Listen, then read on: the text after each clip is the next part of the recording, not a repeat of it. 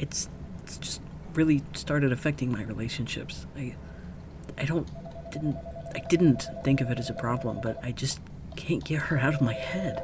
It's perfectly natural to fixate like this. We've all been there. Why don't you tell us about that first time? It can be more insightful than you think. Yeah. Well, my partner really wanted to watch the original Alien, and I've never been that into horror, so I didn't know what to expect, but then there she was. I'm sorry. That's totally okay. These things are hard, and we all know what you're going through. A xenomorph isn't even the weirdest woman I've ever heard someone be attached to, believe it or not. She's just so beautiful. How about we open the floor? Does anyone else want to share their experience? I have to start this by quickly letting everyone know that despite the however long runtime of this video, I couldn't do it better, and I am no expert on developing a book to film. My complaints are baselessly subjective, and I have a lot of respect for people being able to see through a project as complicated as a feature-length film. Having said that... Oh no! Oh no! Sweetie, I'm so sorry. I'm so sorry that an ugly ass bitch like this would even say that. Oh my God, are you fucking insane, Beyonce? I, like many, did not realize that David Bruckner's 2017 film The Ritual was based on a book. To be fair, I didn't watch it when it came out since I hadn't reached my full horror freak potential and was still scared shitless at the vague screenshots of Motor I'd seen. It was relatively well received, and this post I saw on Reddit's r/movie critic is full of people calling it solid and surprisingly good, with the only real complaints being about the ending and otherwise near universal praise for the monster design being creepy as fuck. Also, this highlight of an interaction. I've been on a reading kick lately, so when I found out that there was a book that this movie was based on, I decided to read it, and whoa. It quickly became one of my favorite reads in 2024, and possibly one of my favorites of all time. You can imagine my utter and tragic disappointment when I watched the goddamn... The rough, spoiler-free premise of both book and movie is that four friends decide to go hiking in the wilds of Sweden. When the trip starts getting rocky, they decide to take a shortcut off the original trail and end up hopelessly lost in the ancient forest. Only they aren't alone. Dun dun dun. God damn it, Walter. The book focuses mainly on our main character, Luke, and his struggles throughout the book, first with his friend group and then with much less non-fiction issues. And it's a quiet and thrilling meditation on what it means to be an adult in our world and feel like you have no meaning or purpose. Joe Barton and David Bruckner, the screenwriter and director respectively, decided to change quite a bit about the main story, making it much more about grief and living with guilt and the loss of a dear friend. I think it's an interesting spin, but the change is so aggressive, I barely recognize the story or even the characters. Okay, end of the spoiler-free section. I highly recommend you read the book and the movie and formulate your own opinions. Here's mine. The movie opens with five friends getting a drink. We learn that they've been friends since college and that they're planning some kind of trip. Our main character, Luke, wants to get a drink for the road and gets his friend Rob to come along. Luke disparages their friend Dom, making fun of him for being a bit out of shape. Rob defends the idea of going to Sweden, but before they can get into it anymore, they realize the shop that they're both in is being robbed by two men with knives. God bless British gun laws. Luke manages to hide, but Rob gets spotted by them and they start hassling him for his wallet and wedding ring, which he refuses to give up. So they attack and end up killing him. Then we flash forward 6 months, where we find that the other four friends have decided to hike through Sweden in Rob's honor. Dom manages to twist his knee during the trip, and in order to get back quicker, the group decides to take a shortcut through the woods with the intention of being at their lodge by nightfall. They quickly get lost, eventually finding an abandoned cabin that they decide to sleep in, mostly laughing off the weird effigy they find in the attic, and settling in. Luke dreams that he's back in the shop where Rob died, and when he wakes up, he's been marked. The others are all in similar states of panic dreaming, and when Luke manages to wake the rest of them, they all hightail it out of the cabin. Luke and Hutch plot to separate, with Luke heading out on his own to get help while Hutch, Dom, and Phil stay back. However, in the night, Luke again dreams of Rob's death and wakes up to find that a monster has snatched Hutch away. He rushes to try and find the man, who they can hear screaming in the woods, and despite Dom and Phil's pleads to go back and try and find the tents again, he keeps after. Instead of finding Hutch, they end up getting even more lost, and now without any of the gear. Eventually, they stumble upon the body of Hutch, which has been hung in a tree, disemboweled. Luke is able to retrieve the compass and follows Hutch's original plan of heading southeast until they break out of the trees. In the night, they're attacked again, however this time, Phil is dragged dragged off, leaving just Dom and Luke, who manage to steal themselves and make a break for it, pursued by the creature. They find yet another cabin, though this one is inhabited, and burst through the door, escaping to safety just in the nick of time. Though just as Luke realizes something's off, he's knocked out, and when he wakes up again, he and Dom are tied up in the basement of the cabin. They manage to peek outside and see a group of people building something, before even more people come in, one of them being a woman who gives Luke water and reveals that she's similarly marked to him. They drag Dom out, and Luke listens as they do something to him upstairs. He comes back beaten and bloody and insists that Luke finds a way to escape and tell his wife that he loved her. Next time that they take Dom, he's tied to a post outside and used as a sacrifice to Motor, the creature that's been hunting them. Luke dislocates his thumb in order to break out. He finds upstairs a bunch of living corpses that he torches, and then Motor starts killing the cult members outside while he tries to escape. With the rifle he stole, he shoots at Motor, but it doesn't do shit, and she chases after him, forcing him to kneel in front of her before he is finally able to strike her with an axe that allows him to escape the forest, which she can't leave. He yells at her from the safety of the open area, and she roars back, "Dunzo." Now, if you're thinking to yourself, hey, this seems like a pretty rushed and simplistic outline of the movie that doesn't give it enough credit or benefit of the doubt, and you seem pretty stubbornly biased in the favor of... I had originally wanted to spend this section ripping the movie to shreds, but it's the new year, I'm a new me, and I'm gonna start 2025 positively. Oh, what the fuck are you doing? What was that? Tommy, you alright, mate? Broken my nose!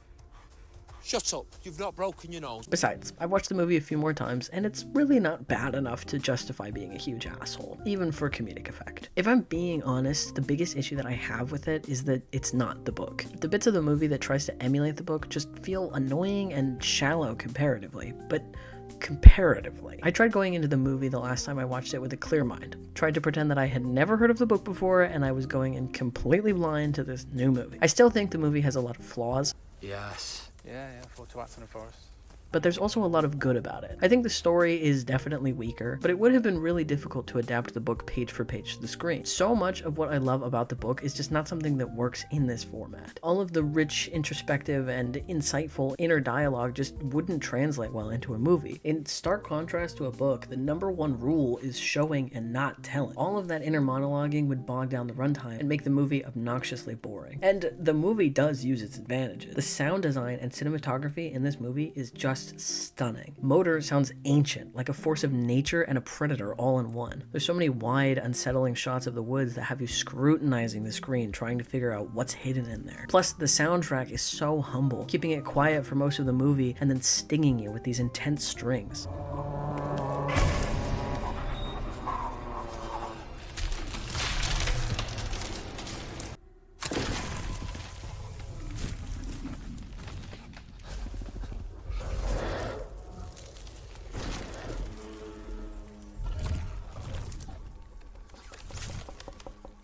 So much of this movie relies on how spooky a fucking forest can be, and it's awesome. Plus, the creature design for Motor, phenomenal. Actually, it's my video. Fuck it. He was right. Between the tent and the southern edge of the hill, Luke's startled vision told him that the shape, no more than 2 meters away from the first guy rope, had not been there before he fell asleep. It was not moving, immobile as a boulder, long as a fallen log on the forest floor. It was nothing to the casual glance, or even peripheral vision. A long, dark, reaching form that only a man petrified by the hyper-alertness of a hunt might investigate with a second look. Luke was too frightened to shine his torch directly at it. He did not want to see it.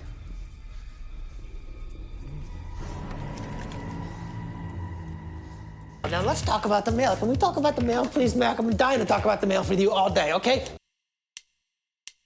In the book, she's not even described properly outside of the smell and horror Luke feels when he catches glimpses of her. When we do get a proper look, she's more bovine than whatever nightmare this is. And I mean that as the highest compliment. She looks so bizarre. And in this interview on Monster Legacy, Adam Bruckner says that, quote, "When you read a book, usually when you encounter something in the shadows, every time it shows up on the page, you imagine it a little bit differently. So I wanted something you could play with in that sense. You're not sure what you're dealing with beat to beat, so it sets up a visual mystery in that regard." They hired Keith Thompson to design Motor, and he's behind a bunch of cool shit, including Crimson Peak, Pacific Rim, and the 2022 Hellraiser. For the movie, she was mainly CGI, but they did have a practical head made that needed a performer inside to maneuver the arms, and while most of the practical shots didn't make it into the movie, it's still so freaking cool. As far as her motivations, I think it's interesting the way the movie decided to go. The book has Motor be much more of a mystery. We learn vaguely that she was worshipped by a cult that would provide sacrifices to her in exchange for immortality, but the cult has died out, leaving just one one elderly woman to keep up the rituals that appease her. Luke figures at some point in the book that she must have been hungry, an animal hunting for a food source that has dried up, and he and his friends delightful little sacrifices that she has to take instead of being provided. She's big and old, but at the end of the day she's an animal, one that Luke is able to injure enough to escape. All of the hallucinations and horrors he and his friends face, at least to me, seem to be less her actively haunting them and more the very deepest, most guttural parts of these men reacting to a danger that's so ancient, it's speaking directly to their hindbrains. Bruckner, Barton, and Thompson all took inspiration from Norse mythology, making her a Jotun and one of Loki's children. She also, rather than in the books, seems to seek out worship rather than sustenance. While Book Motor reacts like a mother losing her children when Luke destroys the remaining cult members and kills the old woman, I don't get the impression it was worship she was mourning. Movie Motor actively tries to force Luke to worship her, even having a pose dedicated to being worshipped. We don't get a lot of insight into her in the movie, but she does seem to seek out and mark people who are then tested, and if they refuse to worship her, she kills them. Otherwise, they become part of the cult that must keep taking hikers to sacrifice or bring into the fold. The movie almost feels like an AU, like what would have happened if the book cult hadn't deteriorated, if they had figured out how to keep going despite whatever eventually slowed them down. I was originally annoyed with it since I really liked the second half of the book, and I was upset to see it drop for some boring cult thread, but I think there was genuine thought put into it, and things that are cliche can still be fun. That being said, the freshness of the book is severely missed. The idea that you are being hunted by something so old that it's outlived its most devout worshippers, that stepping into its woods and being killed by it is a fate as unavoidable as something like cancer, that's gripping. Motor feels like an entity on par with the ancient forest she inhabits, wild and ruthless and something unbeatable. It makes Luke's escape feel euphoric. Okay, geez, let's talk about...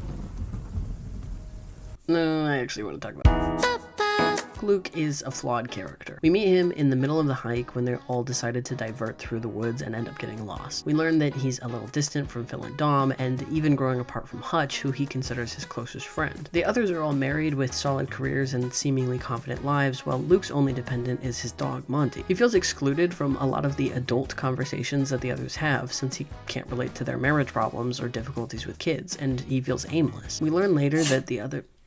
Well, bless you. We learn later that the others' lives aren't that peachy keen, but the point is that Luke is constantly comparing himself to them and upsetting himself. He feels belittled and underappreciated, but instead of confronting any of them about this, he just bottles it up. In some ways, he is right. They do see him as immature and less responsible, but they still plan their trips with him in mind, making sure to do things that he can afford. He's a bit of a man-child in the beginning of the book, and his arc has him maturing and taking responsibility for his own faults, for his own life. The Luke from the movie...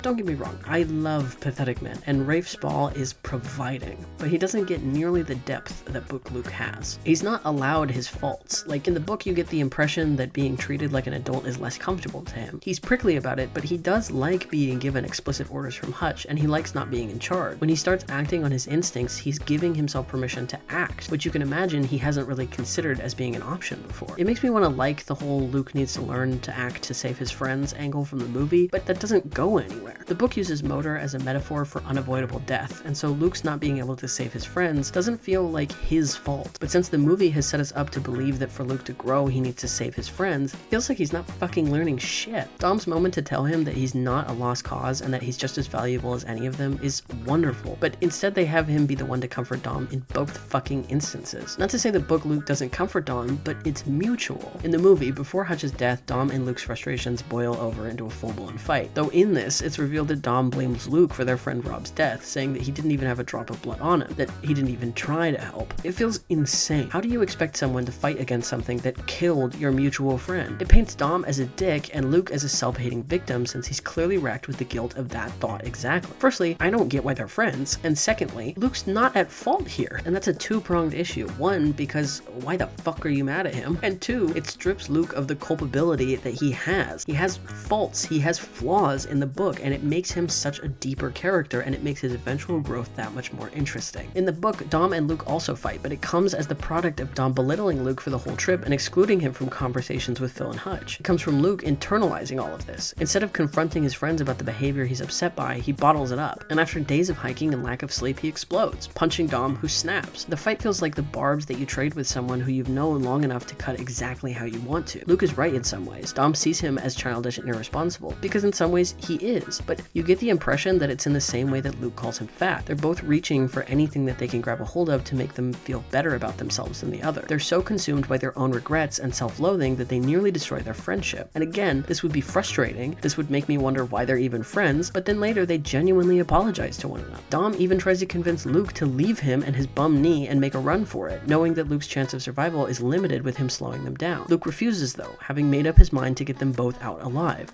And it makes it all the more tragic when Dom doesn't get out. Something or someone was screaming. It was a high-pitched, inhuman cry. Beneath those relentless shrieks, a sound like the plates of the earth grinding together in an earthquake became an impossible rhythm. Drums. The bed vibrated. He felt a thicker thrumming sensation in his hands and feet, and in the pits of his stomach. Bass. Music. He released his breath. The entire room was not filled with a million insects buzzing against each other inside some giant smoking hive. These were guitar strings being shredded rapidly and amplified into distortion. Some type of extreme music was erupting from nearby.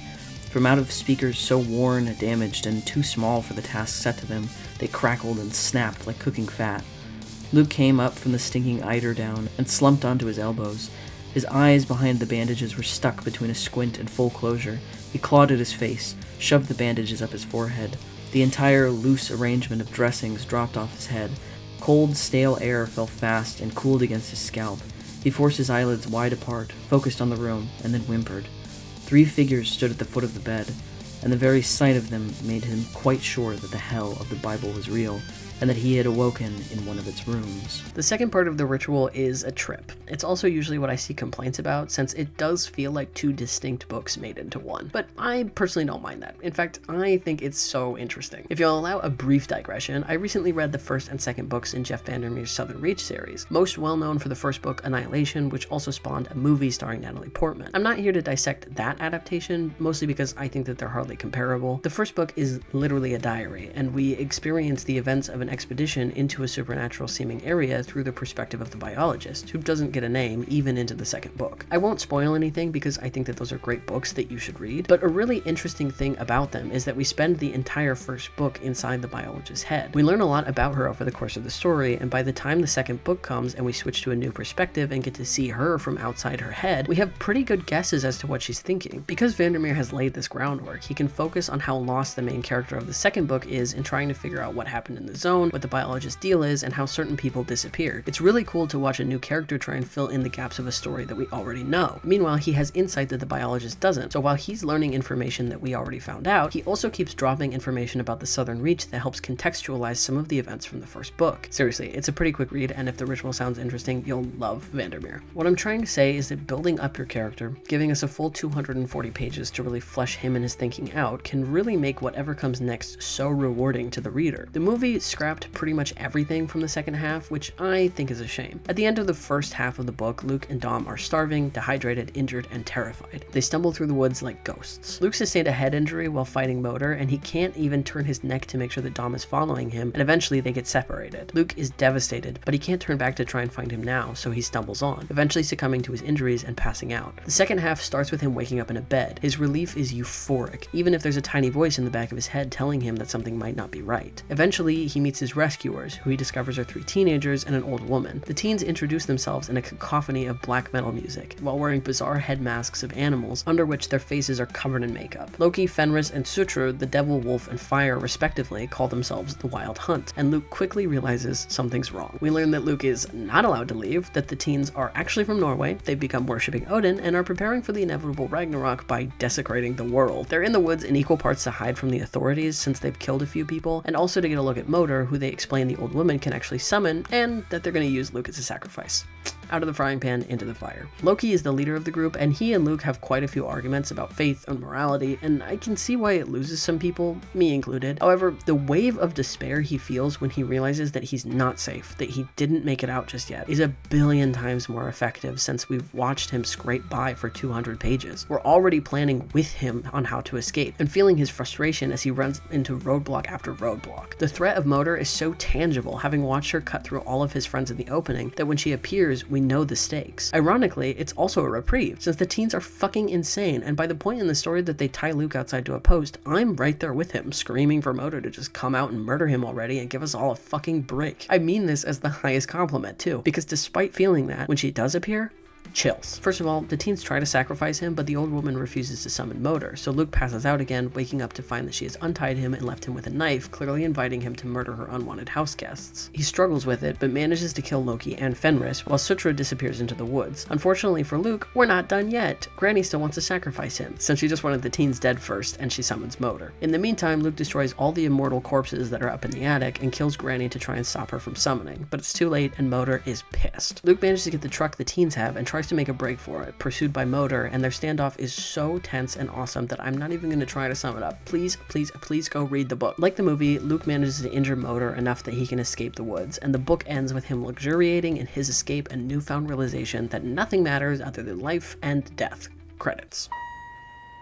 My main issues with the movie are this. Number 1, why take the bipolar out of my boy? Number 2, why make a movie that depends on book reader knowledge to understand what's happening, but then ignore the bits that people liked about the books? Number 3, why make the one character who isn't from the books be a guy who gets robbed and name him Rob? Why scrap the interesting direction the second half went for a bullshit cult plotline? I'm not qualified to say if it's a good adaptation or not, but allow me to lay the facts at your surely expert feet for you to decide. Even if we judge them as two individual stories and simply argue their merits based on how well they managed to achieve their individual goals, the book still got the movie in this case. The book builds Luke's character up for 240 pages, painting us a vivid snapshot of the man he is and showing us that he's unhappy with his life. Dom is his biggest foil, a man who's struggling on the opposite side of the success spectrum of life. And the arc of the first half has Luke realize that his friends, these people that he's been with for 15 years, are more important than any bullshit disagreement or friction. He realizes that he's been taking these men for granted, and the real tragedy comes when they're all killed before he manages to show them how much he really cared for each of them. In the first half, you could almost see Motor as a metaphor for illness, or a car accident, or a freak shortcut that gets you lost in the woods. These are all uncontrollable events that end up taking those that we hold dear out of our lives. You can't stab cancer in the throat until it stops moving. This is why I said earlier that it feels like there was genuine thought put into this adaptation. They clearly understood that at least the first half, which was really all they were adapting, is about grief, and they tried to translate it to screen by focusing in and making it more tangible with Rob. Instead of Luke coming to the intangible realization that he's been taking his entire life for granted, they have him be haunted by Rob's death in a stunning visual. The only real issue comes when they don't actually solve anything. The book's second half feels like catharsis and exhaustion. Luke is tired and injured and buck-ass naked in a flower crown, but he gets to hit cancer with his fucking car. I don't feel like Adam Neville is providing us with some sage answer on how to get over being a stupid little shit and pissing your life away, but he does give us an ending that feels good. It's hard to describe the painful second half as wish fulfillment, but it sort of is. Luke gets out, he survives, he fights off Motor, and he gets out of the woods. What happens after is a different story, likely for heavily supervised therapy sessions, but not for this. Luke has grown, but he's grown in a place outside of the society he's already struggled with. You can't end this book by saying he's got everything figured out if he never struggles in the real world again. There's this emphasis in the book on instinct, on trusting your gut and going with it. I joke that they took the bipolar out of my boy, but I don't think what Luke has is actually bipolar. The book goes to great lengths to show us that Luke is a man meant to be a prey animal, to act on instinct and survival and be good at it. In London, he's suppressing those instincts and trying to fit in, and it's getting bottled up, leading to his anger problems. The scene where Dom and Luke make up is so impactful because they're both realizing how stupid they've been, how big they've been making things that don't matter, and how much it's been destroying the relationships in their life that actually mean something. Dom apologizes not only to Luke, but also confesses his love for his wife, for his children, his regret that he's going to die out here and leave them, and that he wasn't the father, husband, and friend that he should have been. It's so impactful because he comforts Luke, who's the first to apologize, telling him that he and Phil have been assholes because they were envious of his freedom, uncaring of his own struggles. It's a brilliant and heartbreaking scene between two men who are faced with an unavoidable end and are reconciling with their entire lives to one another. This is what I meant by the movie feeling shallow in comparison. There's so much character and depth to these men in the book, and then we take a look at the scene that compares in the movie and it's just Luke comforting Dom, or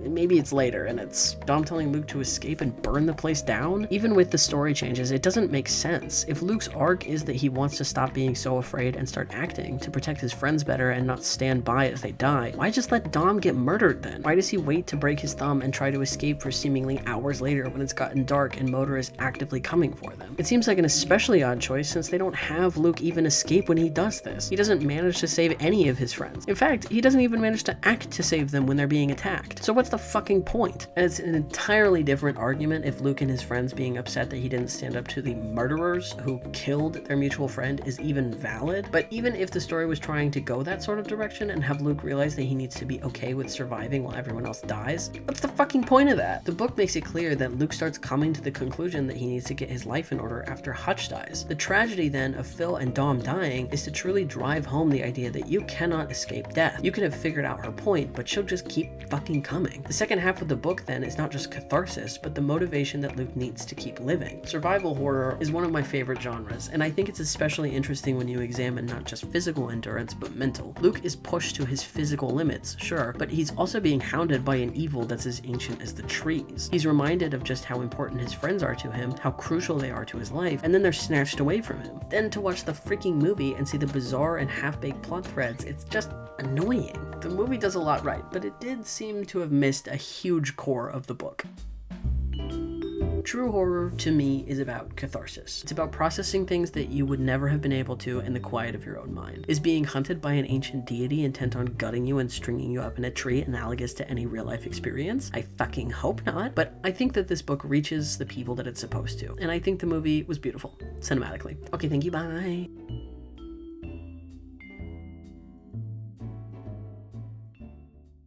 Really?